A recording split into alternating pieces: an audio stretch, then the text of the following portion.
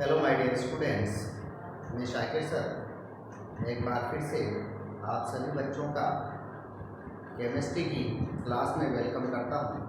बच्चों, आज हम क्लास 12 का एक important topic conductance of electrolytic solution के बारे में जानने वाले हैं।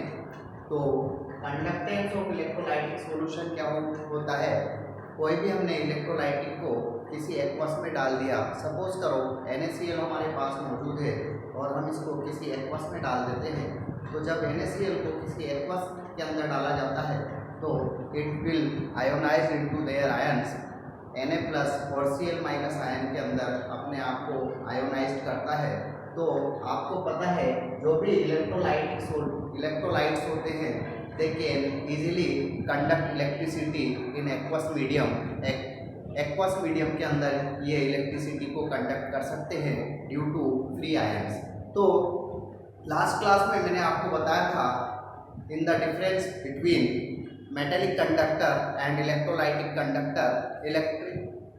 मेटेलिक कंडक्टर वो होते थे जो ड्यू टू फ्री इलेक्ट्रॉन्स की वजह से इलेक्ट्रिसिटी को कंडक्ट करते थे, बट इलेक्ट्रोलाइटिक सॉल्यूशन वो होते हैं जो फ्री आयंस की वजह से इलेक्ट्रिसिटी को कंडक्ट करते हैं।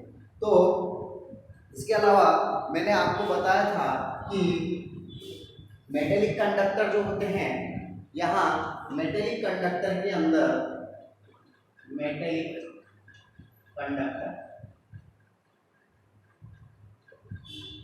एंड दीज आर इलेक्ट्रोलाइटिक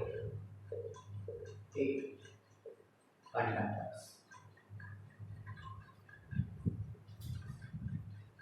यहाँ electricity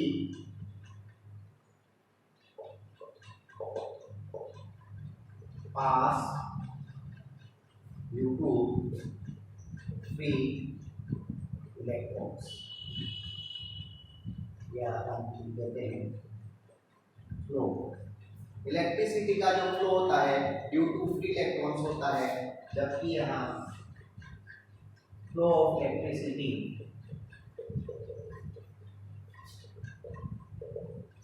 due to free ions. Like NaCl को हमने किसी एक्वस में डाल दिया तो it will ionize into Na plus and Cl minus, और वहाँ फ्री आयंस हो जाने की वजह से it can easily conduct the electricity. तो दूसरी बात हम करते हैं कि मेटेलिक जो कंडक्टर होते हैं, यहाँ जब इलेक्ट्रिसिटी पास होती है तो यहाँ जो केमिकल सब्सटेंस होता है उसका डिकम्पोजिशन नहीं होता। तो डिकम्पोजिशन ऑफ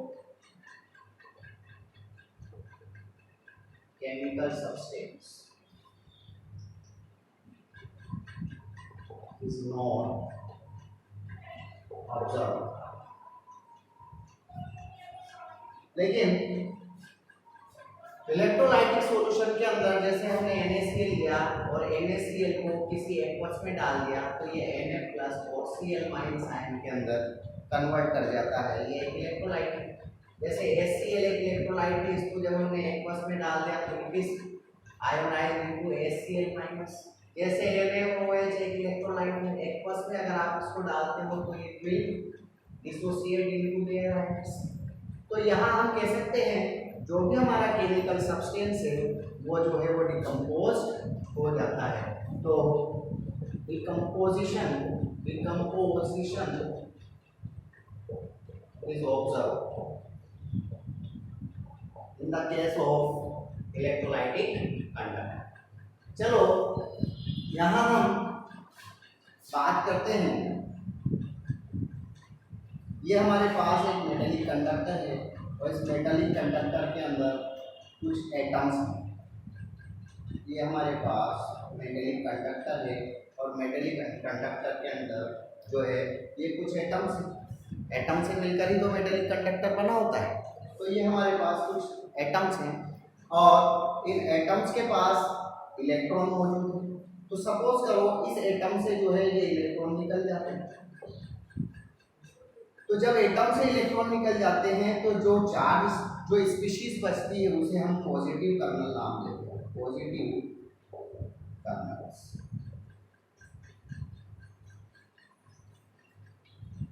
तो ये जो पॉजिटिव कर्नल्स हैं, जब यहाँ इलेक्ट्रिसिटी का फ्लो होता है, ऐसे मेटेलिक कंडक्टर के अंदर जब इलेक्ट्रिसिटी का फ्लो होता है तो ये जो पॉजिटिव कर्नल्स हैं ये इलेक्ट्रॉन के फ्लो के अंदर एक रुकावट पैदा करते हैं, है ना, इसको अपोज करते हैं और इस रुकावट को, इस अपोज को हम जो है रेसिस्टेंस नाम देते हैं। तो मेटेलिक कंडक्टर में किस तरीके से रेसिस्टेंस होता है, ये आई थिंक आपको पता लगा होगा कि जब कोई इलेक्ट्रॉन किसी वायर के अंदर जो है वो फ्लो में होते हैं तो वहाँ पर जो जब वो इलेक्ट्रॉन एटम से निकलते हैं तो वो एटम इलेक्ट्रॉन निकलने के बाद वो एटम पॉजिटिव कर्नल्स बनाते हैं, और जब इलेक्ट्रिसिटी पास होती है, करंट पास होता है, तो यहाँ पर ये करंट की डायरेक्शन को अपोज करते हैं, और इस करंट की डायरेक्शन, जब ये करंट की डायरेक्शन अपोज हो जाती है तो वहाँ करंट की डायरेक्शन के अपोजिट एक रुकावट पैदा होती है, एक बाधा पैदा होती है। इस रुकावट को हम इस रेसिस्टेंस नाम देते हैं। तो रेसिस्टेंस यहाँ अगर हम बात करें इलेक्ट्रोलाइटिक सॉल्यूशन के अंदर रेसिस्टेंस जो है वो 3 वजह से पैदा होता है। यहाँ जो रेसिस्टेंस है या तो सोल्यूट के बीच में इंटरेक्शन की वजह से रेसिस्टेंस पैदा होता है, या तो सोल्यूट सॉल्वेंट के बीच में इंटरेक्शन की वजह से पैदा होता है, इंटरेक्शन बिटवीन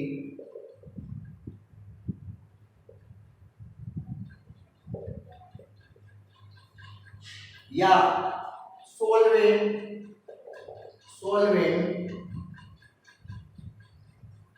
सोल्यूट के बीच में किस तरीके से इंटरेक्शन होता है, क्योंकि सोल्यूट के जो आयन्स होते हैं, सपोज करो जैसे हमारे पास सोल्यूट है MgCl2 Mg+2 आयन बनाता है, Cl- आयन बनाता है। तो यहाँ आयन्स के बीच में इंटरेक्शन होने की वजह से इतने आसानी से करंट का फ्लो नहीं हो पाता और ड्यू टू रेसिस्टेंस पैदा हो जाता है। इसी तरीके से सोल्यूट सॉल्वेंट के बीच में होता है। आपने पढ़ा है हाइड्रेशन पढ़ा है कि वाटर के मॉलिक्यूल जो है वो आयन्स को आकर चारों तरफ से घेर लेते हैं। तो इस तरीके से वहाँ पर क्या होता है, एक इंटरेक्शन पैदा हो जाता है, इस इंटरेक्शन की वजह से भी यहाँ पर एक रेसिस्टेंस पैदा हो जाता है। सॉल्वेंट मॉलिक्यूल्स के बीच में इंटरेक्शन हो सकता है। सपोज पोलर सॉल्वेंट है, नॉन पोलर सॉल्वेंट है, तो हमने पढ़ा है लाइक डिसॉल्व लाइक रूल। तो पोलर सॉल्वेंट एक दूसरे को क्या करते हैं, अट्रैक्ट करते हैं। नॉन पोलर सॉल्वेंट आपस में एक दूसरे को क्या करेंगे, अट्रैक्ट करेंगे। तो ड्यू टू दिस इंटरेक्शन भी यहाँ पर रेसिस्टेंस पैदा हो जाता है।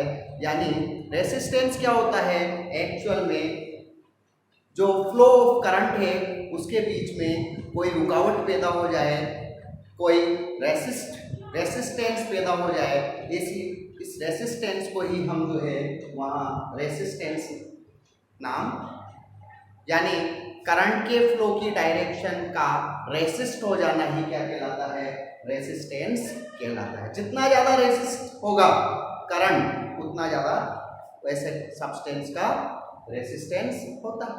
तो यहाँ हम बात करते हैं, अब बात करते हैं हम रेसिस्टेंस की। तो रेसिस्टेंस एक्चुअल में हमें बात करनी है इलेक्ट्रोलाइटिक सॉल्यूशन। एक चीज और मैं बता दूं आपको कि मेटलिक जो कंडक्टर होते हैं मेटेलिक कंडक्टर के अंदर अगर आप टेम्परेचर इंक्रीज करते हैं तो हम कह सकते हैं कि ऐसा करने पर कंडक्टिविटी जो है वो इंक्रीज हो जाती है। इन द टेम्परेचर इंक्रीज करते हैं तो कंडक्टिविटी इंक्रीज हो जाती है। क्यों? क्योंकि यहाँ क्या होगा, जैसे आपने टेम्परेचर को इंक्रीज किया तो टेम्परेचर जैसे इंक्रीज किया तो वहाँ पर जो है फ्लो ऑफ करंट तेजी से होने लगेगा, और फ्लो ऑफ करंट तेजी से होने लगेगा तो हम कह सकते हैं मेटेलिक कंडक्टर की जो कंडक्टिविटी है वो बढ़ जाएगी। इसी तरीके से बट अगर हम बात करते हैं इलेक्ट्रोलाइटिक सॉल्यूशन की, तो इलेक्ट्रोलाइटिक सॉल्यूशन के अंदर अगर आप टेम्परेचर इंक्रीज करते हो तो यहाँ कंडक्टिविटी जो है वो इलेक्ट्रोलाइटिक सॉल्यूशन की कंडक्टिविटी जो है वो डिक्रीज हो जाती है। सर क्यों डिक्रीज हो जाती है? तो डिक्रीज होने का रीजन ये है क्योंकि यहाँ पर इंटरेक्शन है बिटवीन सॉल्यूट सॉल्यूट के बीच में, सॉल्यूट सॉल्वेंट के बीच में, या सॉल्वेंट सॉल्वेंट के बीच में इंटरेक्शन होता है। और जब हम इसका टेम्परेचर को राइज करते हैं, टेम्परेचर बढ़ाते हैं, तो ये इंटरेक्शन जो है वो कम हो जाता है। और due to this reason, interaction कम हो जाने की वजह से सॉल्यूट सॉल्यूट आयंस के बीच में, या सॉल्यूट सॉल्वेंट आयंस के बीच में, या सॉल्वेंट सॉल्वेंट के बीच में, इस तरीके से जब ये इंटरेक्शन कम हो जाता है तो वहाँ उसकी कंडक्टिविटी जो है वो डिक्रीज कर जाती है। तो यहाँ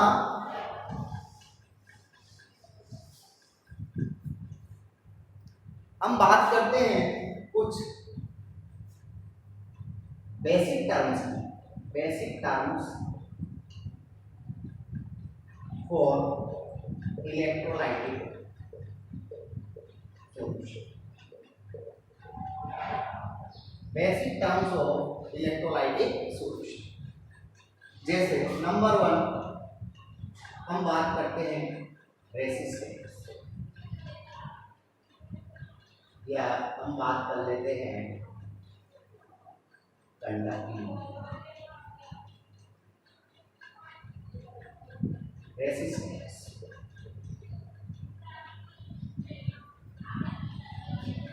resistance is the opposing force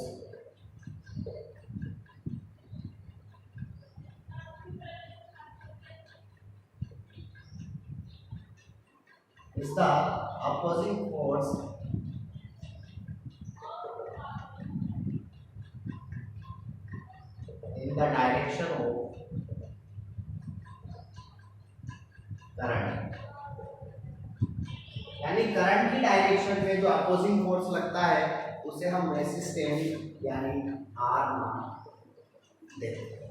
और रेसिस्टेंस की जो हम जनरल यूनिट लेते हैं, यूनिट ऑफ रेसिस्टेंस, इसको हम जो है ओम,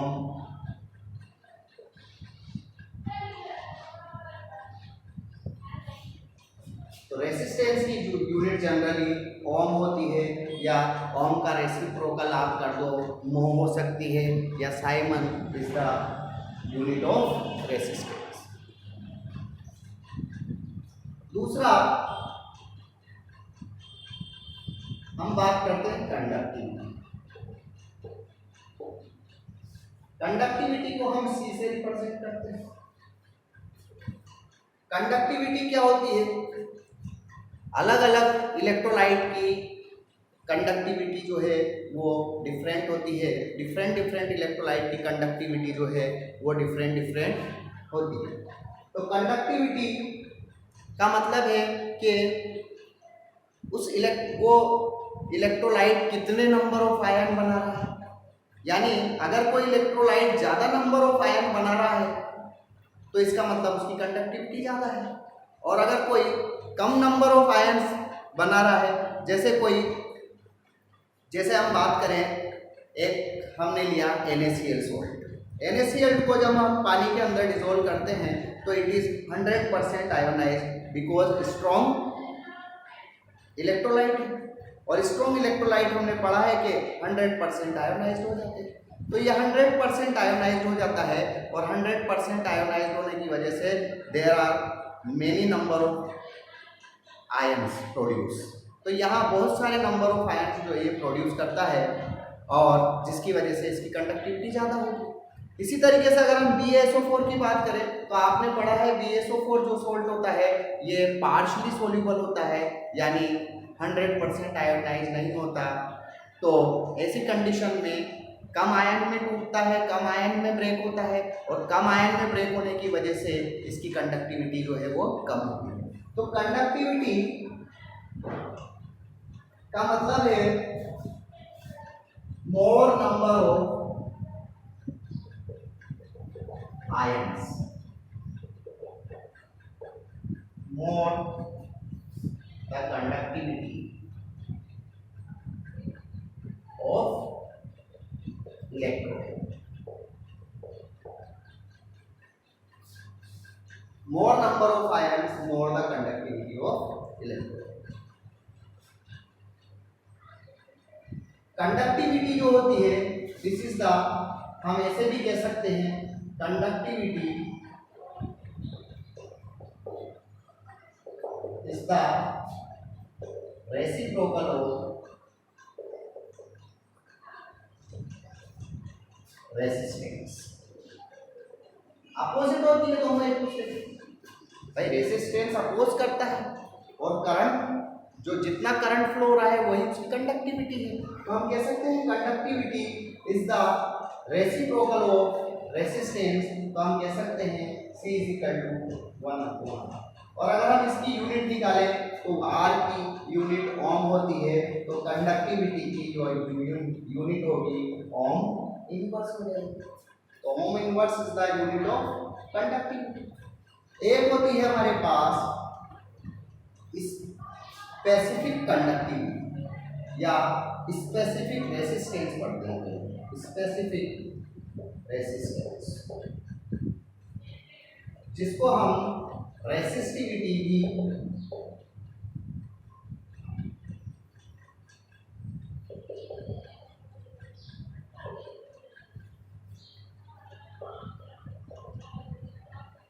या इसको हम रेसिस्टिविटी भी नाम देते हैं और इसको हम रो से रिप्रेजेंट करते हैं। तो स्पेसिफिक रेसिस्टिविटी क्या होती है? रो का फॉर्मूला होता है रो RA/A। This is the formula of specific resistance और रेसिस्टिविटी। तो एक्चुअल में रेसिस्टिविटी क्या होती है? हम एक इलेक्ट्रोलाइटिक कंडक्टिंग सेल बनाते हैं, कंडक्टिंग सेल,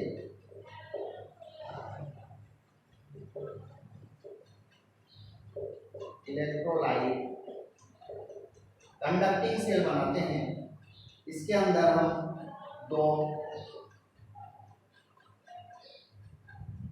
इलेक्ट्रोड लगा देते हैं और यहाँ हम कोई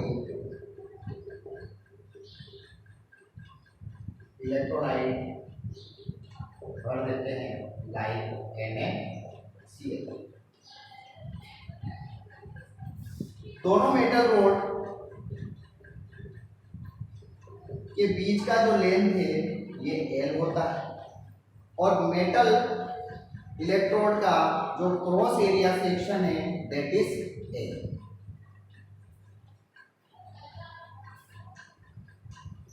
अब यदि हम ये कहें कि मेटल क्रॉस एरिया और दोनों मेटल रोड के बीच की जो लेंथ है ये L की यूनिट मीटर होती है और एरिया की यूनिट हम जानते हैं मीटर स्क्वायर होती है। लेकिन यहाँ हम यूनिट मीटर और मीटर स्क्वायर नहीं लेके, क्योंकि हमारा जो इलेक्ट्रोलाइटिक सेल है ये एक छोटा सा सेल है, तो यहाँ हम जो इनकी लेंथ लेने वाले हैं वो मीटर में हम ना लेकर हम सेंटीमीटर के अंदर इंट्रोड्यूस करते हैं। तो यहाँ हम लेंथ को सेंटीमीटर में ले लें, एरिया को सेंटीमीटर स्क्वायर में ले लें। तो अगर हम कहें कि किसी इलेक्ट्रोलाइटिक सेल के अंदर दोनों इलेक्ट्रोड के बीच की जो लेंथ है वो 1 सेंटीमीटर है और क्रॉस एरिया सेक्शन जो है वो हमारे पास 1 सेंटीमीटर स्क्वायर। अगर मैं एसएसएल के लिए वॉल्यूम निकालूं तो वॉल्यूम अगर मैं निकालता हूं तो वॉल्यूम हम जानते हैं लेंथ इनटू एरिया। लेंथ हमारे पास सेंटीमीटर और क्रॉस एरिया सेक्शन हमारे पास सेंटीमीटर स्क्वायर, यानी वॉल्यूम हमारे पास 1 सेंटीमीटर क्यूब आ गया और 1 सेंटीमीटर क्यूब का मतलब 1। तो हम कह सकते हैं यहाँ 1 और यहाँ 1 रखते हैं तो रो इज इक्वल टू आर। तो हम कह सकते हैं resistivity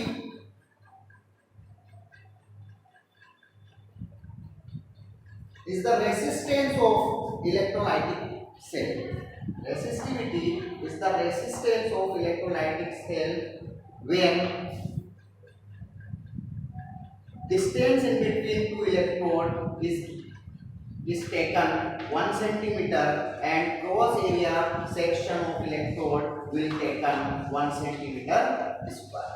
So this is the resistivity rho equal to R. या हम यूं भी कह सकते हैं कि 1 ml सॉल्यूशन का जितना रेसिस्टेंस होगा वो उस पर्टिकुलर सेल की स्पेसिफिक रेसिस्टेंस या उस पर्टिकुलर सेल की स्पेसिफिक जो है वो रेसिस्टिविटी होगी।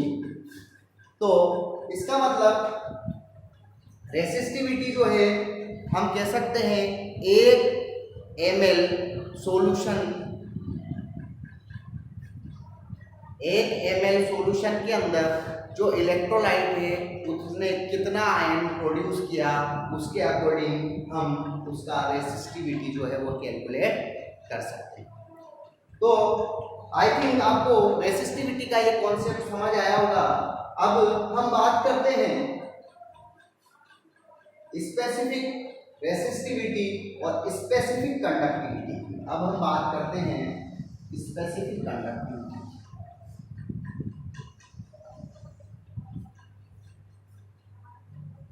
आपसे कहा जाता है कि रेसिस्टिविटी की यूनिट बताओ, तो रेसिस्टिविटी की यूनिट क्या होगी? यहाँ ओम, यहाँ into centimetre square upon centimetre. तो सेंटीमीटर सेंटीमीटर यानी यूनिट हो गई ओम इनटू सेंटीमीटर। तो रेसिस्टिविटी की यूनिट हो जाएगी ओम इनटू सेंटीमीटर। इसी तरीके से हम फोर्थ में बात करते हैं specific conductivity.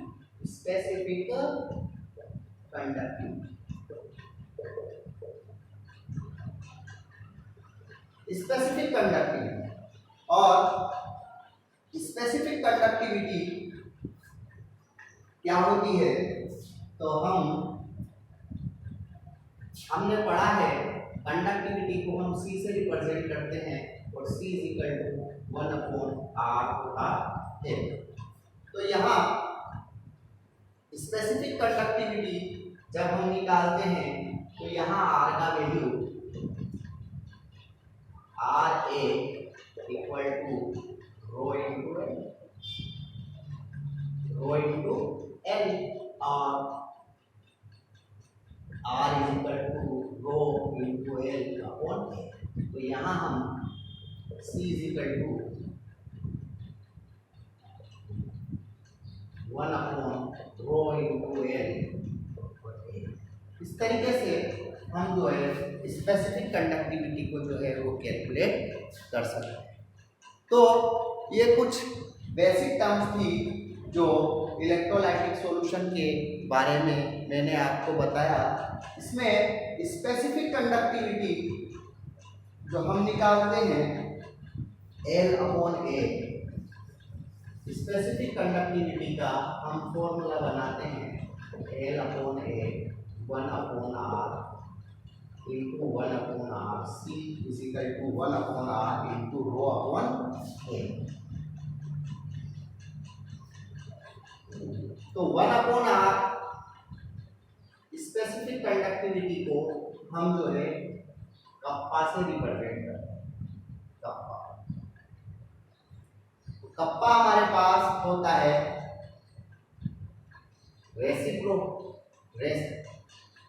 Reciprocal of conductivity rho upon A. तो यहाँ A is equal to 1 upon R और एल अपॉन ए। देखो यहाँ एल और ए, एल क्या है, distance in between two electrode, तो ये बदल नहीं सकता, यानी ये कांस्टेंट रहेगा। इसी तरीके से हम कह सकते हैं क्रॉस एरिया सेक्शन जो इलेक्ट्रोड का होगा, जो एक बार हमने इलेक्ट्रोड ले लिया वही तो इलेक्ट्रोड रहेगा, तो वो चेंज नहीं होगा। तो हम कह सकते हैं कि दोनों जो चीजें हैं ये कांस्टेंट रहेगी, और अगर ये कांस्टेंट रहेगी तो 1 अपॉन आर की जगह हम लिख सकते हैं कंडक्टिविटी, क्योंकि reciprocal of resistance is called known as a conductivity. तो हम कह सकते हैं यहाँ सी होगा और यहाँ एल अपॉन ए, ये कांस्टेंट होगा जिसको हम नाम देते हैं एल अपॉन ए को, या हम ये कांस्टेंट, और इस कांस्टेंट को हम सेल कांस्टेंट नाम देते हैं। तो यहाँ हम लिख सकते हैं कंडक्टिविटी इनटू सेल कांस्टेंट। तो कप्पा का जो स्पेसिफिक कंडक्टिविटी की जो हमारे पास फॉर्मूला आता है ये होता है conductivity into cell constant. Conductivity अगर हमसे कहा जाता है कि इसकी यूनिट बताओ, तो कंडक्टिविटी की यूनिट हम जानते हैं, इसकी जगह हम 1 अपॉन आर लिख देते हैं, यानी 1 डिवाइडेड बाई एल की यूनिट हम जानते हैं, L is equal to length, length हम सेंटीमीटर में ले रहे हैं, A is equal to cross area section centimetre square में ले रहे हैं, तो 1 सेंटीमीटर से 1 सेंटीमीटर चला गया, यहाँ ये आ गया हमारे पास ओम इनवर्स और centimetre. This is the unit of specific conductivity. अब जो कंडक्टिविटी हमारे पास होती है एक्चुअल में ये 2 तरीके की होती है, एक होती है मोलर कंडक्टिविटी और एक होती है इक्विवेलेंट कंडक्टिविटी। तो मोलर कंडक्टिविटी और इक्विवेलेंट कंडक्टिविटी क्या होती है?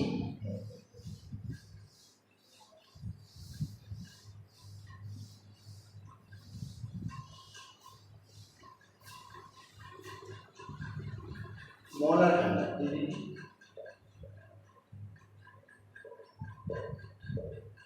लैम्डा एम से इसको रिप्रेजेंट करते हैं, और दूसरी हमारे पास होती है इक्विवेलेंट कंडक्टिविटी, इसको हम लैम्डा ए से रिप्रेजेंट करते हैं। मोलर कंडक्टिविटी का मतलब है 1 मोल conductivity of 1 mole of electrolyte,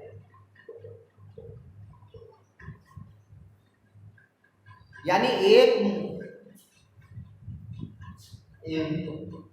1 ml of solution, 1 ml ले लें हम 1 centimetre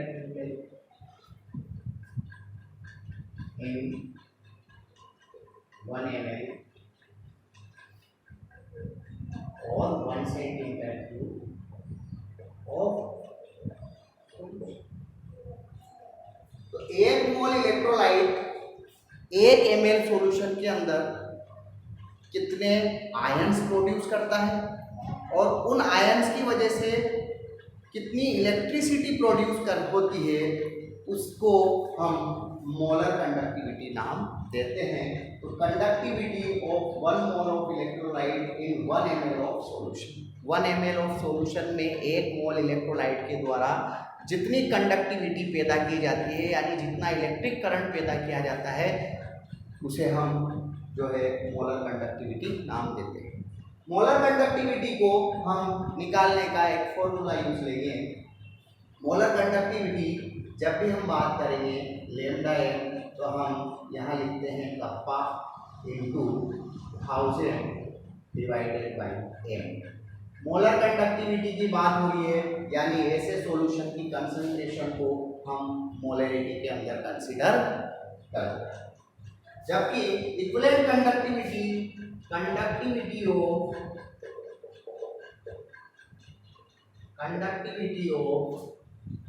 1 gram equivalent of electrolyte in 1 ml या 1 सेंटीमीटर क्यूब ऑफ सॉल्यूशन। तो 1 ml सॉल्यूशन के अंदर 1 ग्राम इक्विवेलेंट इलेक्ट्रोलाइट जितनी कंडक्टिविटी पैदा करता है, यानी जितना करंट प्रोड्यूस करता है, उसे हम जो है इक्विवेलेंट कंडक्टिविटी नाम देते हैं। इक्विवेलेंट कंडक्टिविटी का मामला है, यहाँ नॉर्मलिटी की बात हो रही है, क्योंकि ग्राम इक्विवेलेंट ले रहे हैं। हमें पता है नॉर्मलिटी क्या होती है, gram equivalent weight of solute divided by volume of solution. जबकि मोलरिटी हम जानते हैं मोल्स ऑफ सॉल्यूट, तो यहाँ मोल की बात हो रही है, तो यहाँ हम जो सॉल्यूशन की कंसंट्रेशन लेने वाले हैं we will take in molarity, और यहाँ हम जो सॉल्यूशन की कंसंट्रेशन लेने वाले हैं वो हम नॉर्मलिटी के अंदर काउंट करने वाले हैं। तो यहाँ lambda is equal to kappa into 1000 divided by n। Conductivity हमारे पास दो टाइप की हो सकती है, आइदर मोलर कंडक्टिविटी हो सकती है और आइदर इक्विवेलेंट कंडक्टिविटी हो सकती है। 1 मोल इलेक्ट्रोलाइट की कंडक्टिविटी मोलर कंडक्टिविटी कहलाती है, और 1 gram equivalent weight of electrolyte की कंडक्टिविटी जो है वो इक्विवेलेंट कंडक्टिविटी कहलाती है। अब मोलर कंडक्टिविटी और इक्विवेलेंट कंडक्टिविटी का वेरिएशन किस तरीके से हमें देखने को मिलता है, इसके बारे में जानेंगे हम अपने नेक्स्ट एपिसोड में।